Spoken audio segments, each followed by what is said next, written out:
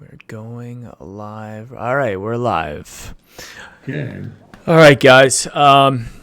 Emotional roller coaster of a game, I would call that. Uh, Before we get started, guys, thanks for tuning in. We'll let the people eventually, start rolling in here. I'm gonna share this, copy that, and share it out on Twitter. Browns game post game show.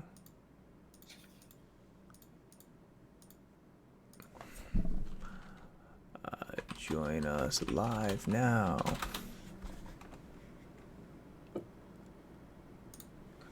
All right, tweet is out.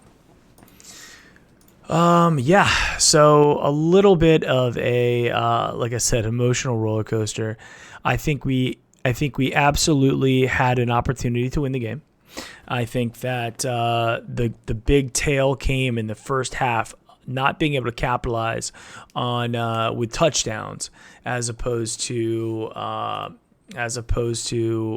ending up with field goals. It's great that we executed the field goals. It's great that we made them, but against a team as good as the Rams, when you're given opportunities, a good field position, you drive down and you end up with field goals. And thank God we even got the first touchdown, the one that got called back with Nick Chubb.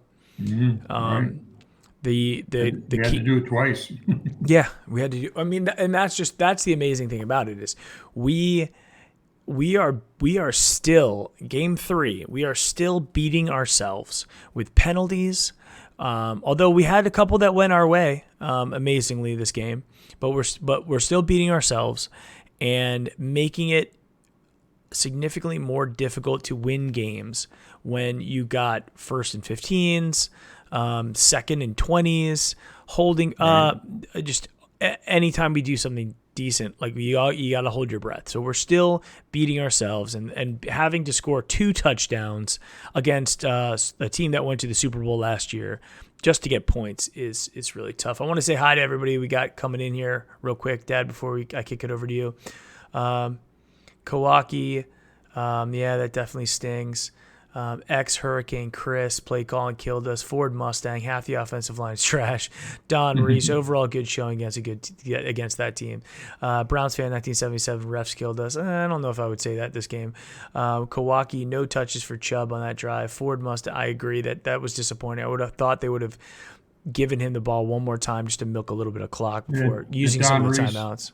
Don Reese play calls were bad. I agree with that. Yeah. I mean, some of them were bad. Baker held the ball a lot. That type of thing as well. Just want to say hi to the rest of the people in here. Guts, Mundy, Mr. Fergus.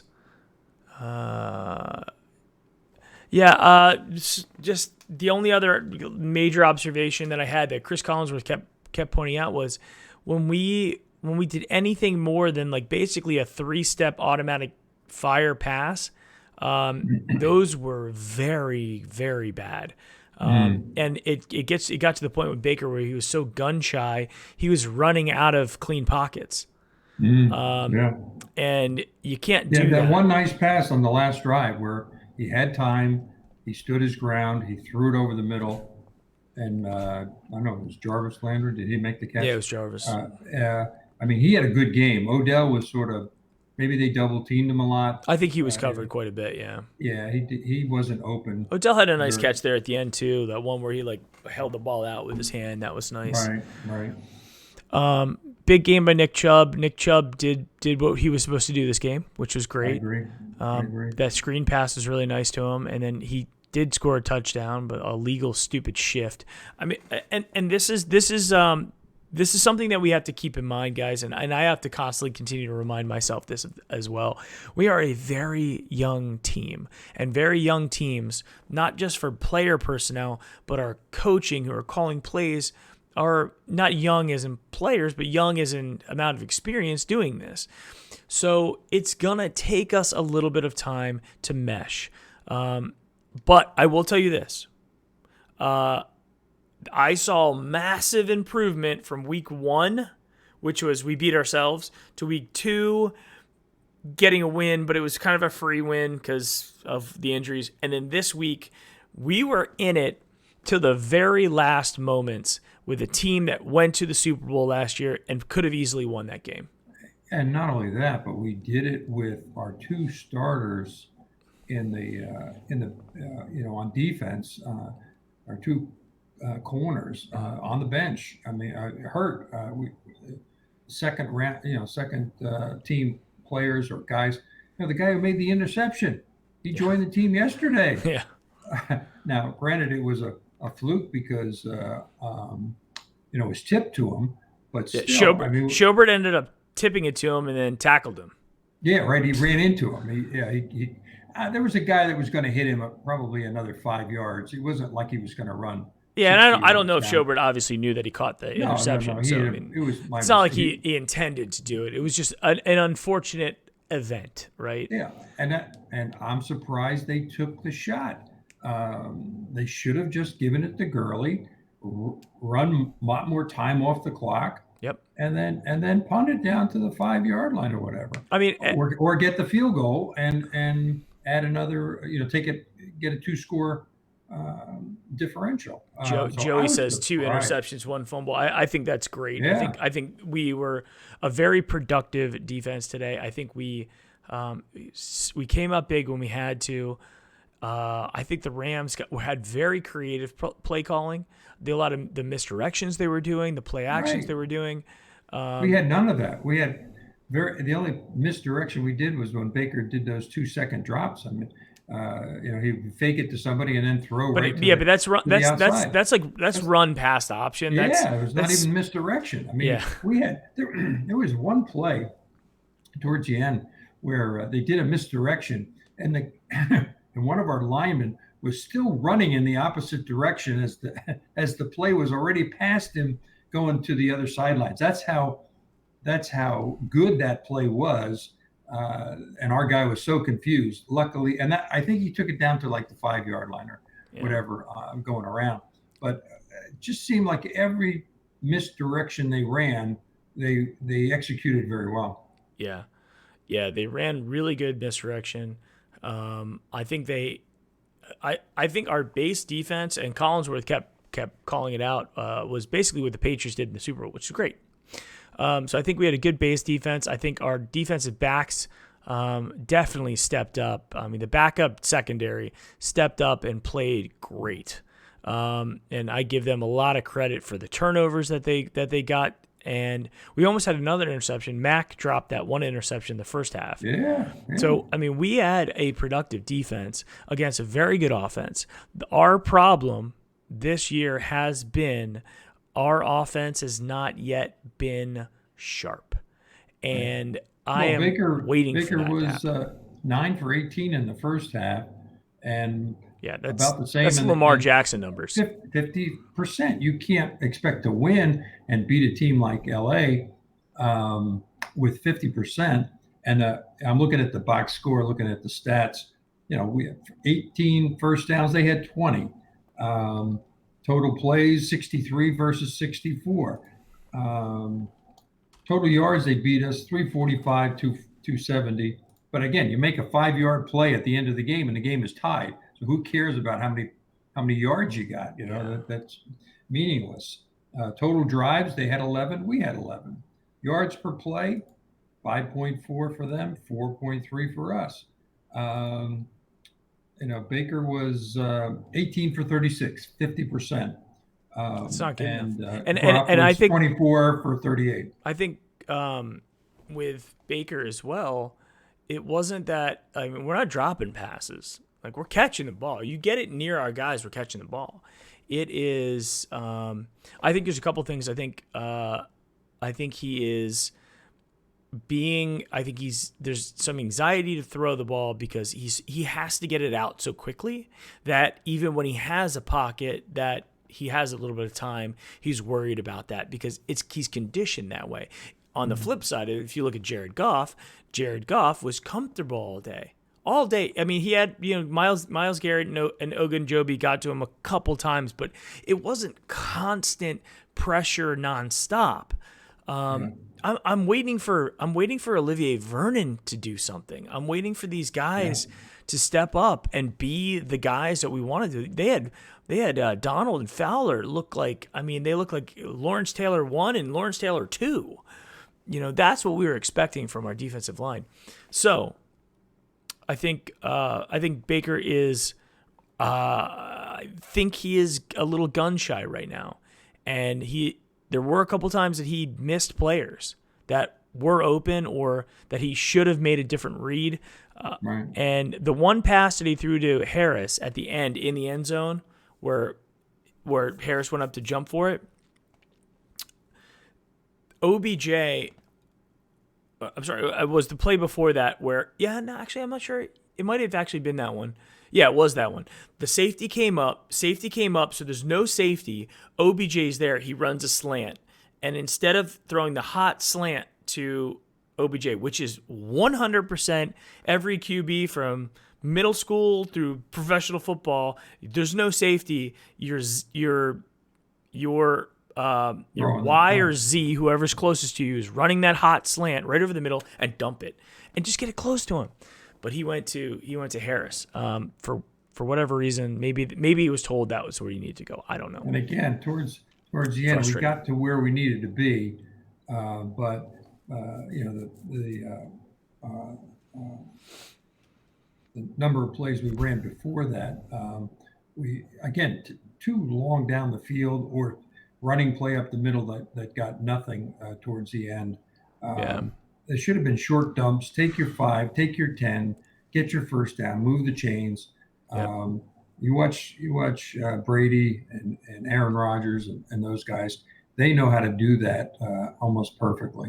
Baker, he takes a little bit. He's looking for that 20-yard pass play. He's looking for that home run, and I don't think they took a shot down the field, did they? Did they try to throw a home run? I don't think I don't think there's a home run that was trying to throw. I think they're not one. They're throwing for doubles and triples instead of trying to dump. They didn't have a lot of crossing routes. They didn't have a lot of short stuff. Maybe there was one designed out pattern. There's not a lot of creativity that I'm seeing from the play calling. Right. Look at the play calling last year where they lateraled it and they threw Landry to Baker. For the 2-point conversion. You talk about creativity. They had none. Whereas the two that LA got, the crossing route where the guy, he was open by 15 yards. Yeah. The other guy sort of fell down. He tried to do something, tried to bump him at the line of scrimmage, which failed, and then he was open by 15 yards. And you can't leave Cooper Kupp open. I mean, he's as short-handed a wide receiver you're going to have, and he's quick too. So he got open.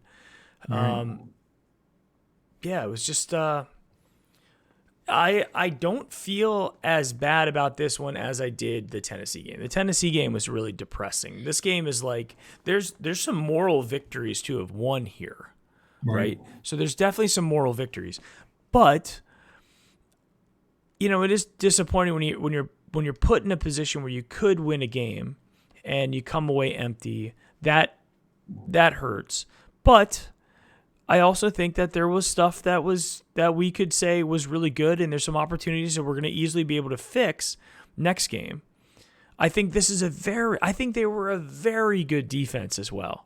I know people look at the LA Rams, they think dynamic offense with Gurley and Cooks and Goff and Kupp and everybody on that the Rams have. They have a very dynamic offense, but their defense is packed with stars. All over that defense, you've got studs. And it all starts with Aaron Donald, and that guy could do it. That guy, Aaron Donald, is as advertised. He is the most disruptive player in the NFL, hands down, and possibly in my lifetime. We don't win Defensive Player of the Year 2 years in a row, 17 and 18, by playing average. I mean, he obviously has an impact, and he did get one sack, at the end of the game. But I agree with you. There's some positives to take away from it. Yeah, a lot of stuff to fix and get better at, and get some of our players back. I hate to see Greedy and Ward out with hamstrings. Those are injuries that can take a while to get better. And you certainly don't want them there less than 100%. Yeah. And I thought the guys they put in there did a respectable job, but I thought the handwriting was on the wall when LA took the ball at their first possession after halftime, and they just drove.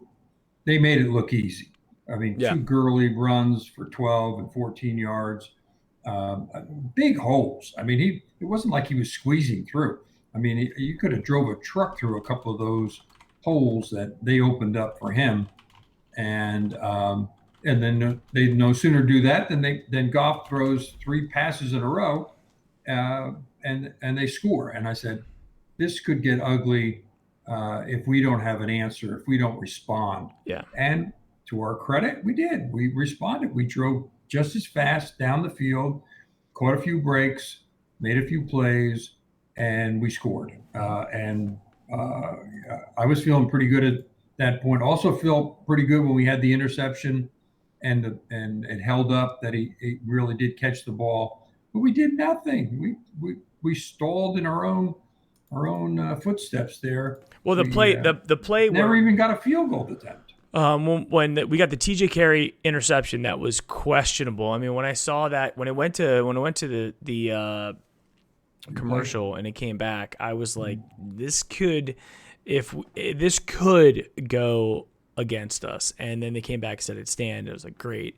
And then the first play, we muffed that handoff, and Oh yeah. and then the second play, I think I think Baker, if you look at it again, I think Baker wanted Chubb to go first and lead because there was nobody in front of him, and it was only them fumbling it between the two of because them. there was like, here, take it. Yeah, and he wasn't sure Chubb was he giving it to me or not, and I think he wanted to take it back and have Chubb lead him as a blocker, and Baker might have got 5, 6, 7, 10 yards, who knows?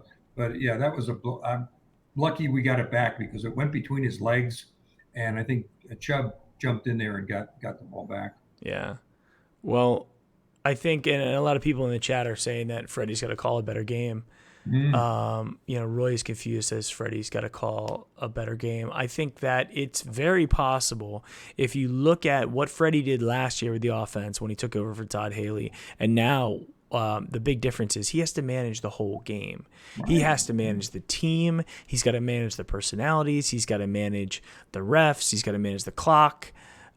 He's got to manage a lot of it. And I think that could be the thing that you're adding this extra huge layer of responsibility on top of just play calling. Right, and you can tell. And look what coaches can't handle that. Now he thinks he can handle it.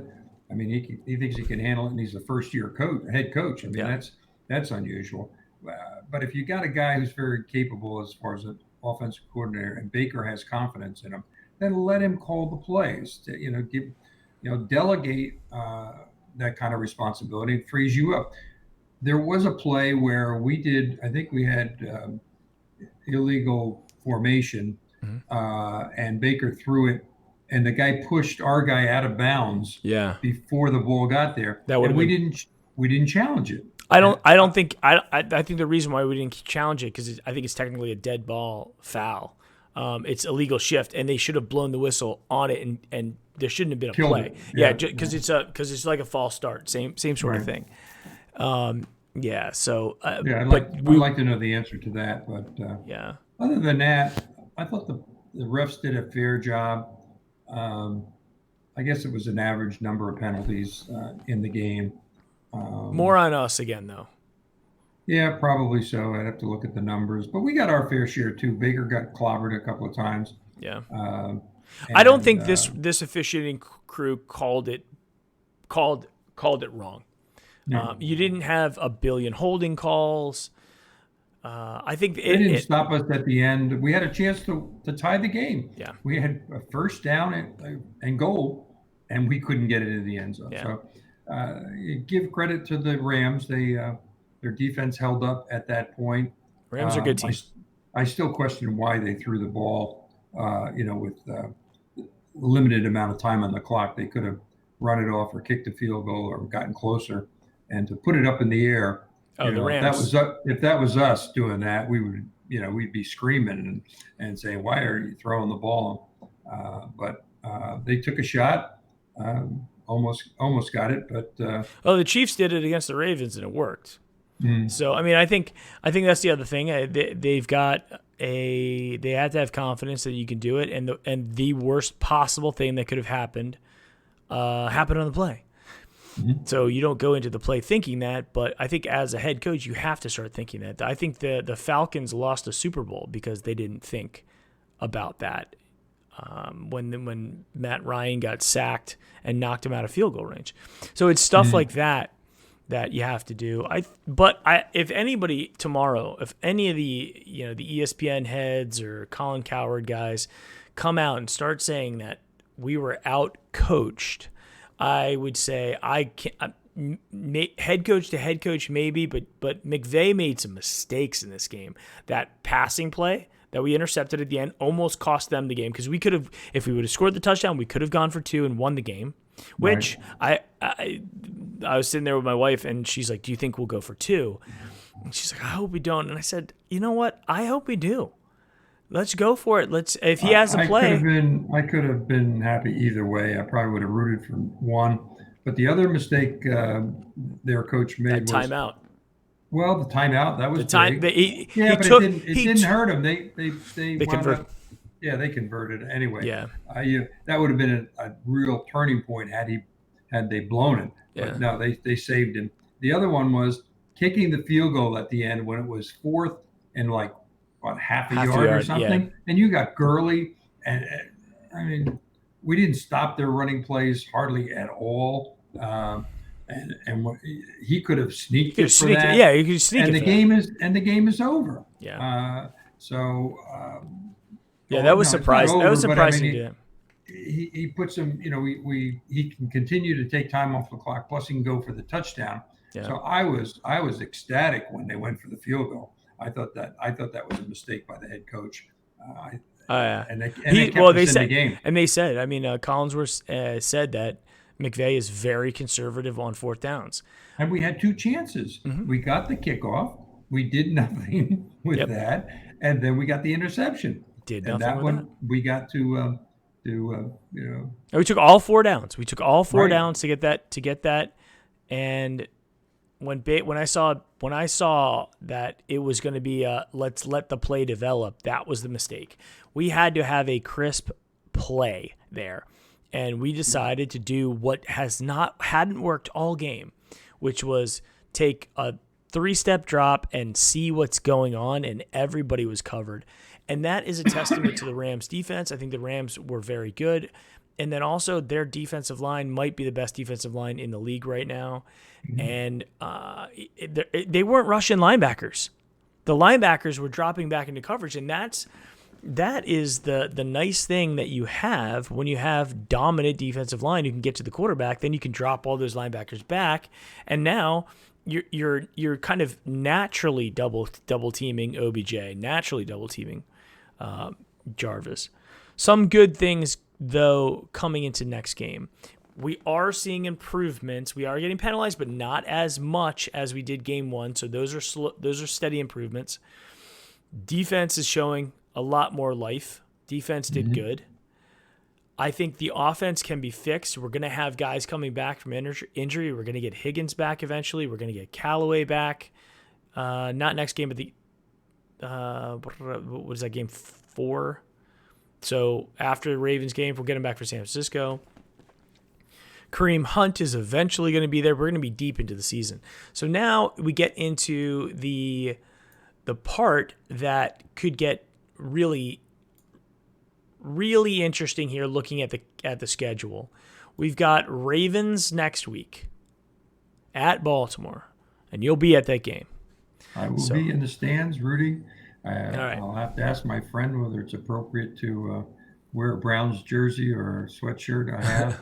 I don't want to call too much attention to it. I'm not sure where his seats are. I don't want to be the lone Browns fan in a section that's got like 50 people. Yeah. Well, I think as long as you're not drinking, you're not being obnoxious. Not me. I'm not going to be drinking, but the fans around me might be drinking. and then, if they're killing us, they'll get abusive, and if we're winning, they'll They'll get leave. abusive. They'll probably leave if we're winning and we're blowing them out, which I don't think we're going to do. I think it's going to be a tough game. Historic, we don't play that well in Baltimore. They came back against Kansas City. They did not die when they were 2 touchdowns down. Yeah.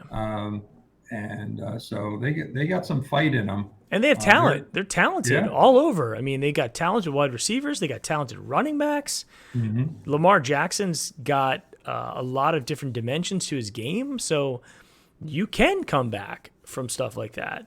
Sure. But I don't think Baltimore's as good as their record currently shows. I think that they're beatable, just like I thought the Rams are beatable. I think the San Francisco 49ers are beatable. I think the Seahawks are they're not going to be easy victories like the Dolphins and the Jets. They're going to be NFL victories. The Patriots are looking probably like an impossibility right now in Foxborough Week 8. But the Broncos are beatable. The Bills, the Steelers are definitely beatable now.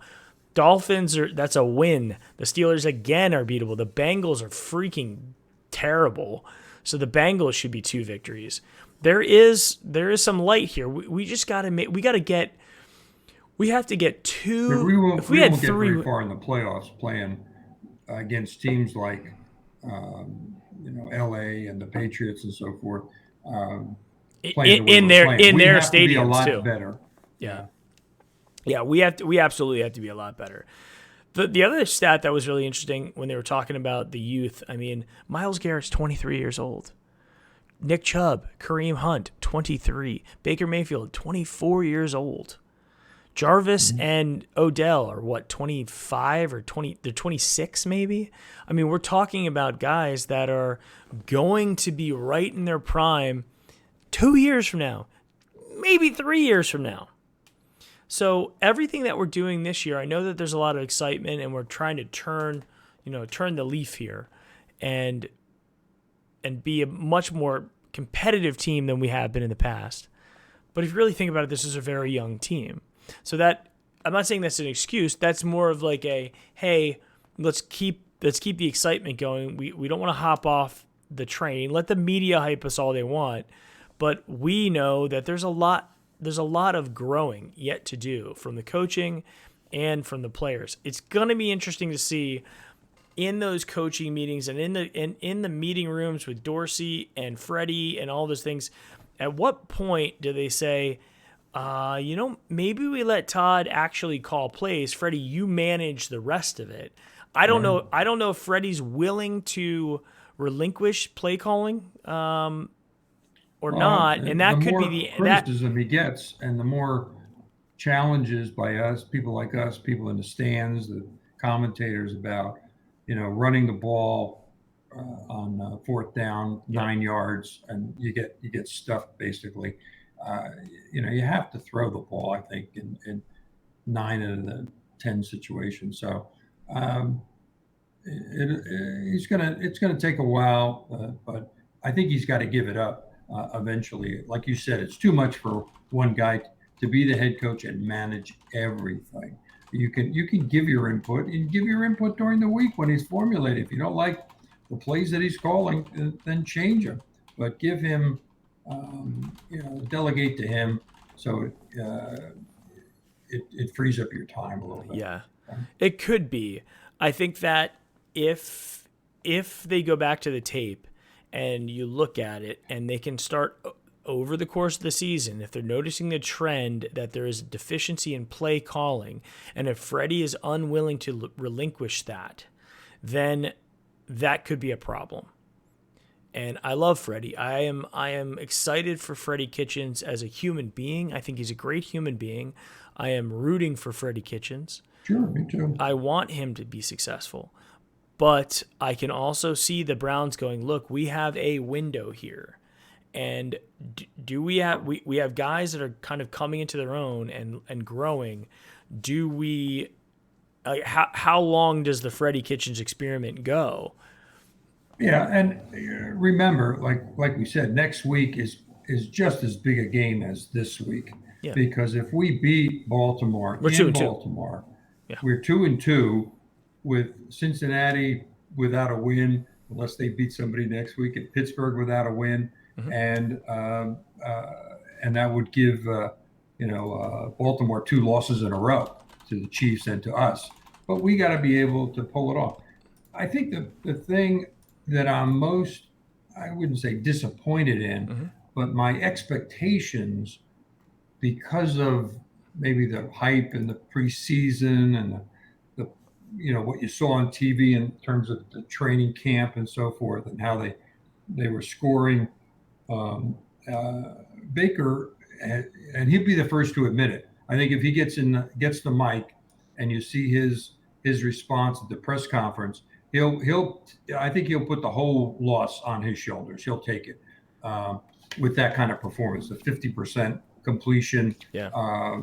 and he must have had 3 or 4 that were knocked down too, and I think he only made one where he rolled out, which is where last year he rolled out and he made some tremendous plays, heaving the ball down the field, and guys make great catches.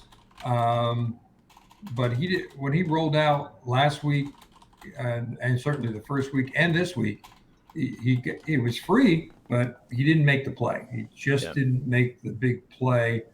And who knows? Even if we had tied it up, it would have went to overtime, and we could have lost easily in overtime too. But I think there's optimism. Next week is going to be next week's a huge game. We have to be competitive, and if we can pull that one off, that'd be great. Well, if you really look at it, the season starts next week. The first 3 games at this point, with Cincinnati being 0-3, Pittsburgh 0-3, those 2 teams that's uphill battle. That's old Browns territory, 0-3 to start the season stuff. Baltimore being 2-1 is definitely in the driver's seat, but we're being 1-2. If we beat Baltimore, we are 2-2, and because we beat Baltimore, we are first in the division. So the whole season starts next week in Baltimore at I'm assuming 1 o'clock. The good thing is that we play early in Baltimore so that we get them at home later on. Yes, that's a good point. If we can beat them in their own stadium, it'd be great, because the second game is going to be as big, if not bigger, if we're in contention. So hopefully that'll work too. Well, and Browns fan 1977. You're saying next week's a must win. I don't know if anything is a must win at this point, because there's so much season left. Yeah. Next week is a very nice to win. Next week. Yeah. So, and if we get Greedy back and Ward, or at least one of them, that certainly maybe Higgins back would be great. We have to play with the backups again, and if we lose somebody in practice, or who knows, I didn't see anybody get hurt today. No injuries today. Our offensive line will stay intact from an injury standpoint, and if they can play a little bit better, some of the false starts and the ticky-tacky penalties on not having a person covered, or the one on Odell Beckham when Chubb ran for the touchdown. If he had just stopped and set, or if Baker had waited for him to set before hiking the ball, then he walked into the end zone. It wasn't even close. Yeah. And those are the things that stupid penalties. Those are the stupid penalties, the ones that we're beating ourselves with, illegal shift, ineligible man downfield. Every team does it. I mean, they all do it. We just happen to focus on it because it's our team, and we don't want to lose that way. But I feel like put ourselves in a hole that way. There were 3 of those plays though. Today there was a legal formation, a legal shift, and a legal man downfield. Those are 3 plays where we had positive things happen that impacted us negatively. So those are the things that if we clean up, this team can be very good. We can get in the end zone. We can run the ball. Yeah, that person downfield, he was a yard, maybe a yard and a half. Whereas the screenplay that we did to Chubb, and we had he had 3 linemen out in front of that. So they're downfield. Sometimes I get confused as to how they make those calls. But that was a great play, executed great. One of the highlights, I think, keeping us alive and driving. And it was nice to see something like that happen. Yeah. But when the other ones happen, like you said, they're just dumb penalties. Yeah. It was a, again, every loss is a disappointing loss. Every Mm-hmm. loss is. There have been much worse. I felt like it was exciting to the very end, and we at least showed the world that we can hang with a playoff caliber team. I don't think the Titans game, just forget about it. That doesn't the Titans game was almost like an extension of the preseason. It doesn't matter. The Jets game was a free. So those two games literally don't matter. They're just gone. This is the first one that's like, hey, we have actual NFL playoff Super Bowl contending team in our house. What are we going to do with it? This is a proven commodity versus us, the unproven commodity, right? Mm-hmm. So I think we did enough today to show that we are deserving to be in the conversation. Yeah, we're That's not an it. 0-16 team anymore, so No. we got too much talent for that. And hopefully, our better days are in front of us, and not just the hype that we heard ever since OBJ, hit the scene. Yeah, and it just goes to show if we can't get more creative, but with getting the ball in his hands, like the reverses that they were doing, the Rams were doing, the double reverse, the jet sweep stuff. Those are the things that I felt like we did a lot of that last year with Jarvis that Mm-hmm. we're just not doing with OBJ. Right. Yeah, I thought he would be a bigger impact based on what he last week. But again, if you have to look at the films, you have to get into the weeds the way they're going to do it Yeah, during the week as to how much he was double teamed and how much they just took away from him. And also how much Baker was if he did look to him too often and he's double teamed, then he's got to automatically check down to 2 and 3. And he didn't have the time to do that. So yeah, he had to do a better job of that. And there are going to be weeks where they take OBJ away. He is just that good that you got to put two people on him. So yeah. you got to be able to go to your other players, and they got to make plays. Landry had a very good game, and Yeah, Chubb just had I a very wish he good would have had game. that one catch, the one catch where he got knocked out of his hands, that Yeah, would have been. It was that a would have been little. It was a that little would have been a behind Landry him. catch. It was a little behind him, and it was defended really well. So I don't think that was on him. Landry did have a big game. He led with yards and I think catches this game, which is good. We got him involved, which was nice. And also the one punt return where he came up and grabbed it and almost like Yeah, dove for it. It was a very dangerous play, but it also secured that field position. So it was a critical play. So I get why he's back there now, and I actually do appreciate that. All right, guys, we've been doing this for 37 minutes. We said we were going to do the Bernie Kosar. right. We're going to do the Bernie Kosar giveaway. So Let's do it. we got 53, 52, 53 people watching right now. The way that we're going to do the Bernie Kosar starting lineup giveaway, this is the 1988 starting lineup unopened mint in box Bernie Kosar starting lineup. This is how we're going to do it. I am going to type a number into chat right now from 1 to 100. Okay? I'm typing in a number right now.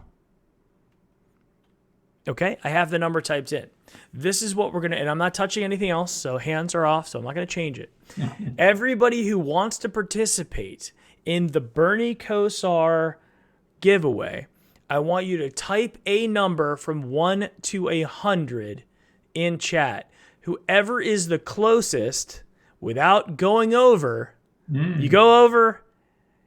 Actually, let's not do that. It's just like whoever's the closest out of 50 people. There's 50 people on there. Whoever's the closest out of that gets it. So anybody who wants to participate, go ahead. Mr. Fergus is in with the first one, 19. Everybody, give me your numbers, and when we're done with that, I'll hit enter, and we'll be done. And if it's a tie, we'll do a tiebreaker between the two guys that are tied. Tie goes to the tiebreaker. Oh, 2 19s already. Yeah, the first two are 19s. All right, so, and I know that chat is now I think there's about 30-second delay on this. So, and that's not us putting the delay in, that's YouTube. So, all right. So we've got quite a bit. I'm going to let it go for a little bit because it's trying to catch up with it. Yeah, and I guess if you wait, you can look at all the numbers that are posted and pick a number that nobody has. Yeah, I guess that's right. So, all right, keep going. No more guys. 19s. No more 19s.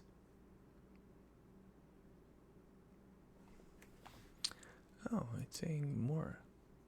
Current stream is lower. We recommend you stream at 4,500 kilobits per second. Oh, interesting. Okay, I will stream it higher. Thank you, YouTube, for letting me know that. Okay, we still got a couple. We still got a couple trickling in. Baker's number 6. Troy's in there. Yeah, Mr. Ferguson said we'd lose in overtime. Probably so. I mean, they're a good team. So, but our defense was doing well. So we could have kept them to a field goal and then score a touchdown. We win. We could probably kick a field goal and tie it and send it into double overtime. So. Looks like everybody's in. Everybody's got their number in. Some people have said their number a couple times. So I am going to go and press the button. I've not touched anything. I give you my word on that. So I am going to press the button. 3, 2, 1, go. Let me actually click it instead. So it was number 3 and Max Nikolenko. Max Nikolenko is the winner with a dead-on 3. So, Max, you win the Kosar starting lineup. Congratulations on that. Also, in this year, you could have won. You could have bought Bob Golick, Kevin Mack, Ozzie Newsome, Brian Brennan. So that is you're the winner. So, Max, send me an email to browniepostgame@gmail.com. That is browniepostgame@gmail.com. I'm going to put it in chat. Max is the winner. Send me an email with your address. So, Brownie fans, I will talk to you next week from the stadium live, take a bunch of pictures with my phone, upload them to Mike so Mike can have them ready to share with you. And let's hope we have a nice victory. It'll be an upset because I'm sure they'll be favored. And let's hope Baker gets back on track to where he should be in that 65 to 75 completion area, and with no mistakes, no interceptions. We need some adjustment on offense. We don't have the time from this offensive line to let our wide receivers get 15 yards downfield without turning around. Right. And if nothing else, we have to have a couple underneath options that allow him to get the ball out of his hands quickly if that pocket collapses, which it's doing. So hopefully Freddie makes the adjustments that are required, and our defense stops Lamar Jackson, because I don't think Lamar Jackson is going to beat us with his arm. I think Lamar Jackson is going to be Lamar Jackson and run on us, because you look at, even Jared Goff got a couple runs off on us today. So that's what I'm a little bit concerned about, but we shall see. We'll see what happens. Good game tonight, guys. Too bad we lost. Yeah. Unfortunate, but I want to thank everybody. I think we got up to like 62 concurrent viewers, which is a new record for the Brownie postgame show. All right. So thank you guys very much. Max, congratulations. And guys, before we go, I want to say thank you again to Homage. Go to homage.com, use the promo code Brownie, save yourself 15%, okay? And let them know that you came from Brownie Postgame, and Brownie Postgame is your favorite thing in the world, and blah, blah, blah, blah, because they send us a lot of cool stuff. All right, Mike. All right, guys. All right, see y'all. Thank you very much, and night. Go Browns. Go Brownies.